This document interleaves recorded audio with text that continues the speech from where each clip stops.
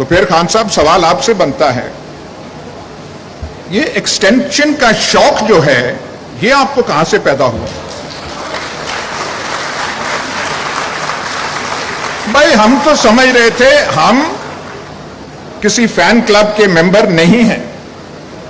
جوانی میں fan clubs کے ممبر ہوا کرتے تھے، ان سے ہم نکل آئے ہیں. پر ہمیں بتایا گیا تھا ایسا کپتان ہے، ماجد خان کزن تھا، اس کو ایسے نکال دیا، کرکٹ ٹیم میں یہ کر دیا. اور ہم تو سمجھ رہے تھے کہ جب آپ آئیں گے تو کم از کم یہ پرنسپل تو ہوگا کہ 3 سالہ ٹینیور ہے تو 3 سال ہی رہے گا.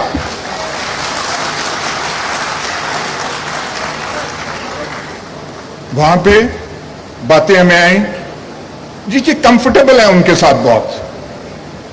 چلیں جی کمفرٹیبل ہیں، انہوں نے کر دیا. کوئی کسی سیانے نے مسئلہ لے جاتا ہے سپریم کورٹ میں، اور سپریم کورٹ کا ملاحظہ کیجئے، چیف جسٹس تب کے کہتے ہیں پروموشن ایکسٹینشن اس کا اپوائنٹمنٹ کا تو قانون ہی کوئی نہیں ہے. بھائی بات سنیں، اور کوئی قانون ہے کہ ملکہ برطانیہ برٹش کیبنٹ کے اوپر پریزائڈ نہیں کرے گی؟ کوئی قانون ہے؟ روایت ہے، کنونشن ہے. 72-74 سال سے یہی کنونشن روایت پاکستان میں چل رہی تھی، اور گورنمنٹ کو سٹینڈ لینا چاہیے تھا کہ this is the convention and the government stands by it. اس گورنمنٹ میں جو ہم نے دیکھا اتنے سیانے لوگ تھے، سیانے لوگوں کی فہرست آپ بنائے تو وہ ختم نہیں تھی ہوتی. وہاں پہ سپریم کورٹ سے وہ چلے گئے، مسئلہ پارلیمنٹ کو چلا گیا. آج دکھڑے روئے جا رہے ہیں، یہ ہو گیا وہ ہو گیا. آپ نے قانون بنا دیا کہ نہیں 3 سال کی ٹینیور نہیں، اس میں 3 سال ایکسٹینشن ہو سکتی ہے، یہ اب قانون کا حصہ ہے.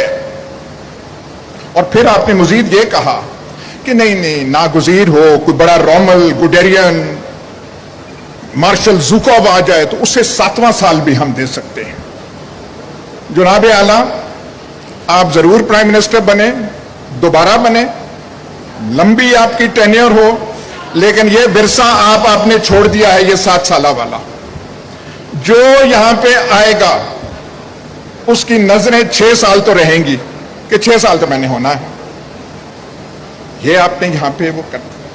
لاسٹ چیز آپ کے لیے ایاز، آخر میں یہ ایک آپ نے بات کی ایکسٹینشن کی، میں اسی کے اوپر اپنی تقریر ختم کرتا ہوں. دیکھیں، میں نے زندگی میں ایک عام سا آدمی ہوں، بڑی غلطیاں کی ہیں زندگی میں، لیکن میں نے جو کرکٹ کے اندر میں باقیوں سے آگے اس لیے نکلا کہ میں ہمیشہ اپنی غلطیوں کی انالیسس خود کرتا تھا، اپنا سب سے بڑا کرٹک تھا، اور ہمیشہ کوشش کرتا تھا کہ جو میں غلطی کرتا ہوں اس کو کریکٹ کیا جائے.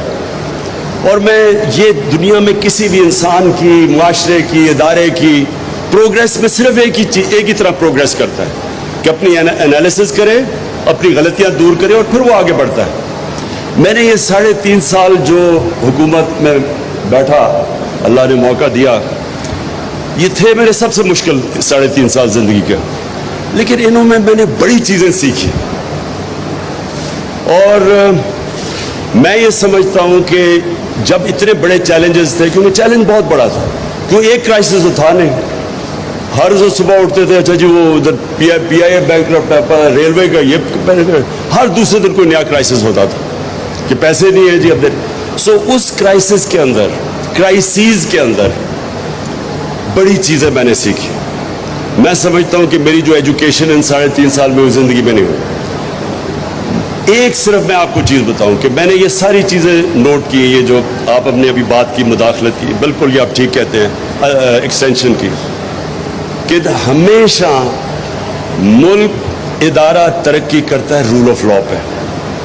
آج شوکت خانم ایک انٹرنیشنل لیول کے 2 ہاسپٹلز ہیں، وہ صرف رول آف لا پہ ترقی کرتے ہیں، میریٹوکریسی پہ کرتے ہیں.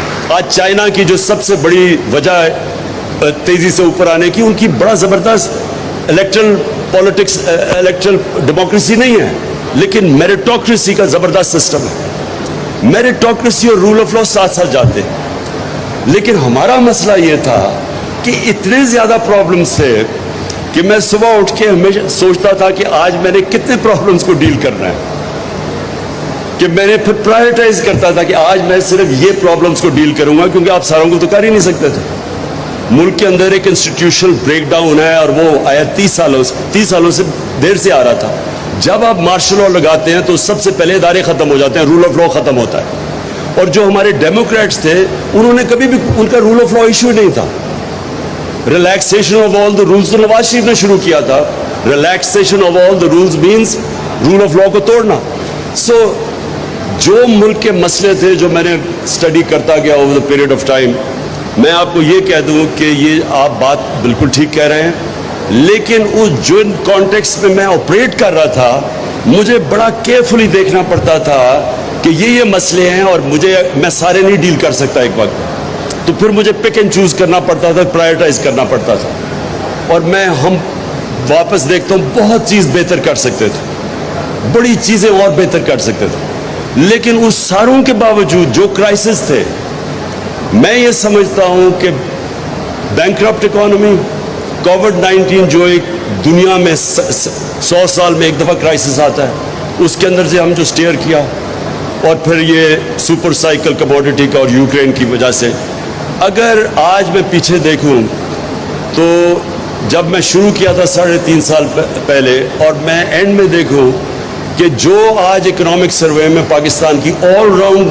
ग्रोथ थी, IMF ने भी कहा सस्टेनेबल ग्रोथ थी, अगर ये हो सकती तो मैं समझता हूं कि ये इस कॉन्टेक्स्ट में हमारा बड़ा कामयाब, बेयरिंग इन माइंड जितने क्राइसिस थे, 17 साल में सबसे ज़्यादा बेहतर इकोनॉमिक ग्रोथ पिछले 2 साल में हुई थी। मैं समझता हूं कि ये हमारी बहुत बड़ी कामयाबी थी। Thank you ji.